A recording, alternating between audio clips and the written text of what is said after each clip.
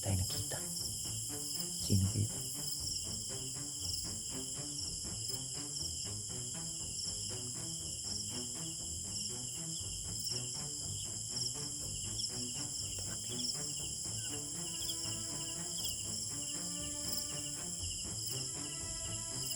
Tago tayo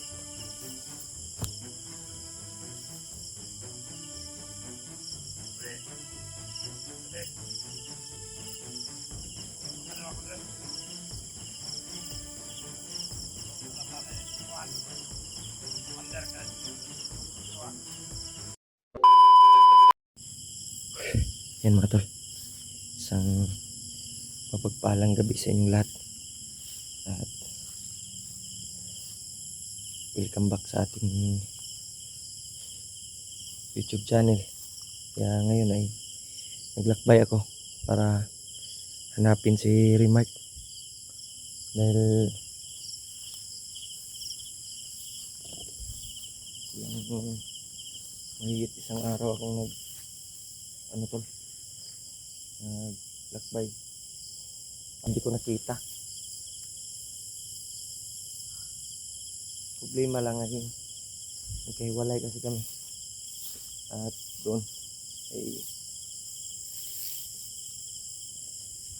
dito muna tayo siguro magpapahinga. Pag-isip tayo ng mabuti. Yan. Salamat pa rin tayo na ligtas tayo. Grabe yung nangyari sa amin ni Remark to. Biglaan yung pangyayari na nagkahiwalay kami at ambos yung nangyari sa amin. Kaya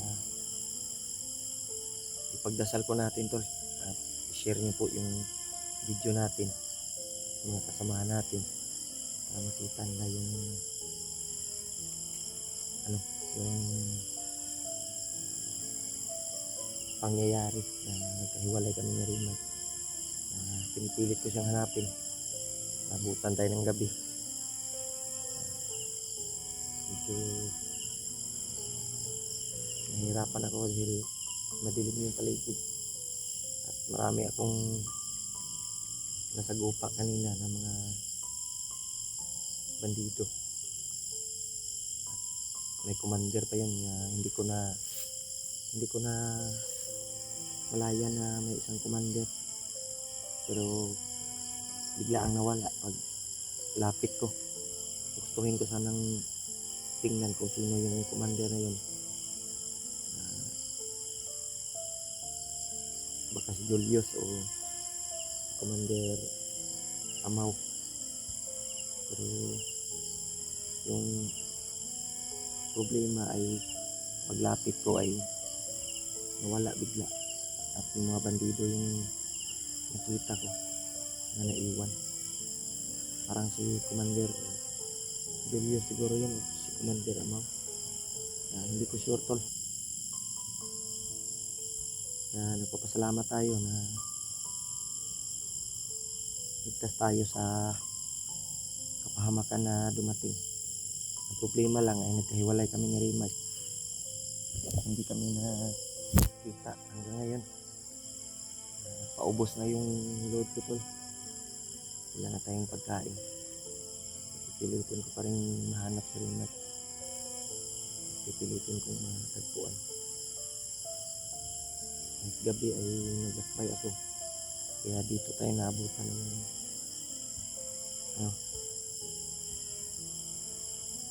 dilim. Kumain ako kanina ng papaya at saging yung kinain ko tol para lang malagyan ng laman yung tiyan natin.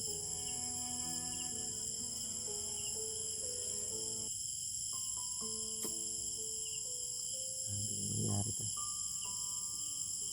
Hindi akalain na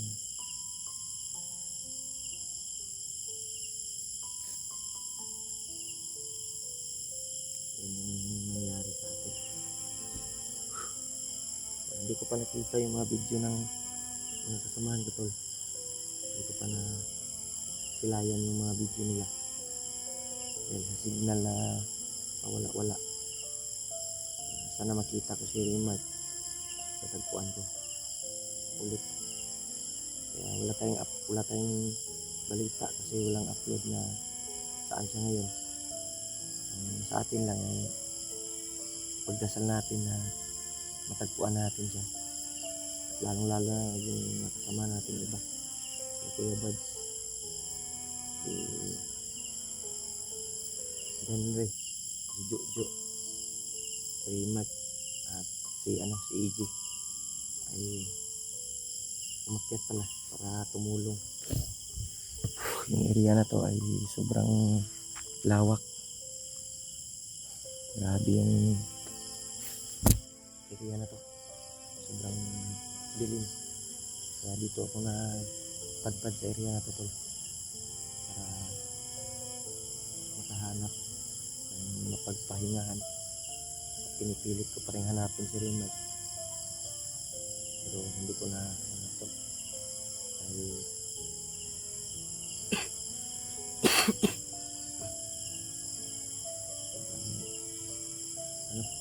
hirap hanapin at madilim yung paligid. Dito muna siguro tayo magtatambay at hanap lang tayo ng paraan. Bukas kung makikita man natin si Remark, kukontakin ko. Sana ma-contact natin at kausap natin. Kaya thank you pala tol sa lahat ng walang sawang sumusuporta sa atin at nagmamahal. Papasalamat tayo. Thank you so much sa inyo lahat tol.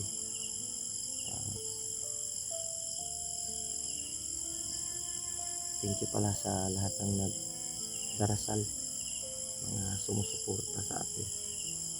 At mega love shoutout sa inyong lahat, kay Tita Hilma, Tita Mirna Huot, Ate Daniela, Ate Nida, Ate Chip, at sa mga sulit natin taga-subaybay na walang sawang nanonood mula noon hanggang ngayon, na nandyan kayo na gumagabay sa atin at sumusuporta. Kaya malalim na yung gabi to, parang alas 9 na ng gabi, alas 10 na siguro, alas 9. Kaya hindi ko makuhaan yung anong oras yun. Kaya pagdasal natin tol yung kaligtasan natin dito at sa mga kasamahan ko tol nandito sa bundok. Si Julius ay hindi pa natin na tulungan, lalong-lalo na sa ibang mga hunter na nandito sa bundok. Sana ay magkaisa tayo para masugpo yung kasamaan na dinudulot ng Bagnot at mga ibang commander dito sa bundok. Kaya mag-stay muna tayo dito kahit ilang oras tol para makapag-relax ako. Maraming lamok, maraming mga ano dito, pero okay lang yun. Importante ay ligtas tayo, walang nangyari sa atin. May butas pala dito tol. Medyo malawak yung area dito, baka kaya hindi ba natin hawak yung panahon. Importante ay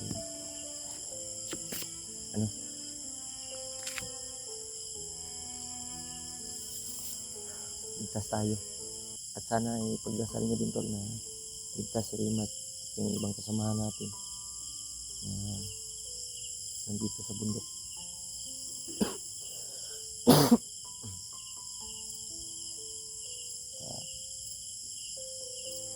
Sana ay ang masamang nangyari sa atin dito sa bundok tol. Matagpuan ko yung mga kasamahan ko nandito. Dahil yung area dito ay napakasukal.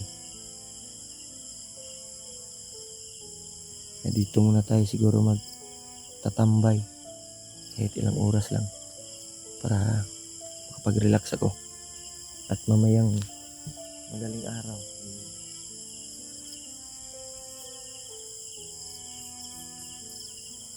maglakbay tayo para makita natin yung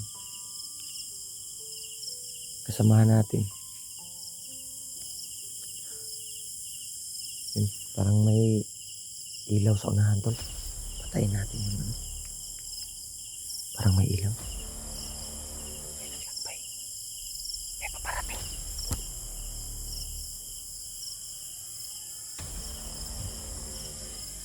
Buti hindi tayo nakita. Sino ba ito?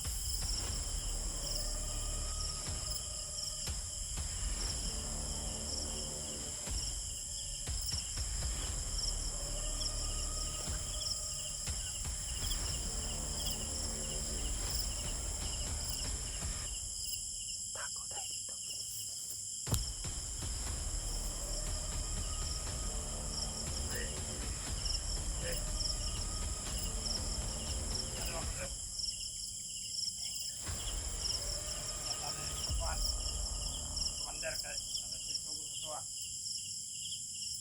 Hanap niya yung kasama niya. Hinahanap niya yung kasama niya.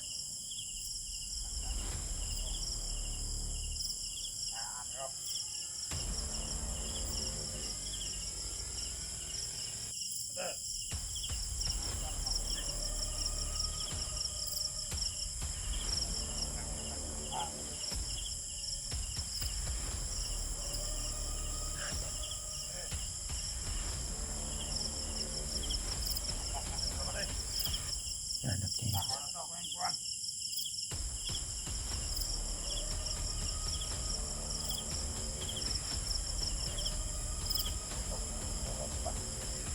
Hanap niya yung kasama niya tol.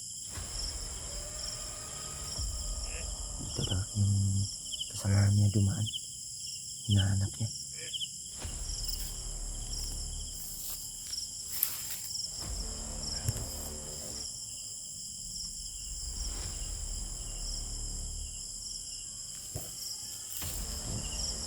Doon papunta sa unahan.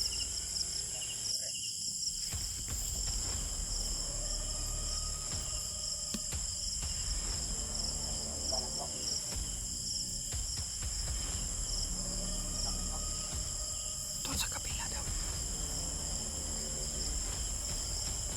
Doon sa kabila dumaan. Daanan pala ito ng mga bandito. Mga ilaw.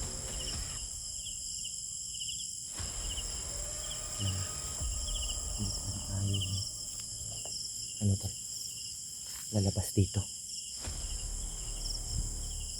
Hindi tayo pwedeng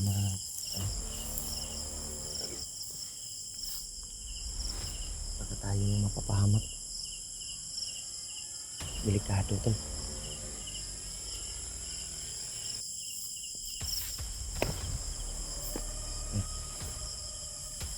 Hindi naman tayo magpailaw para hindi tayo mahalata. Nandito na yun. Napakahirap. Baka nandan nga lang sila sa paligid. Daanan pala ito ng mga bandido. Pipilitin natin tol na hindi muna magpailaw para natin kung saan banda ang mga bandido na dumaan. Grabe. Buti na lang hindi ako nakakita. Buti na lang pinatay ko kaagad yung ilaw. May pusis ng aso. Hindi tayo basta magpailaw muna tol para hindi tayo makita.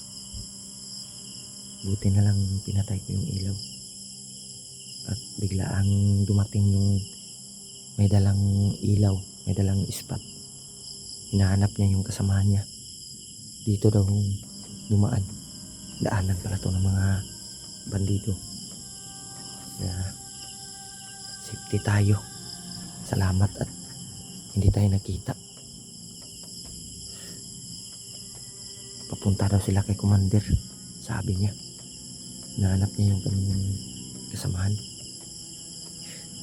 Kaya dito tayo sa kabila dadaan tol. Para hindi tayo mahalata. Hindi lang tayo magpailaw.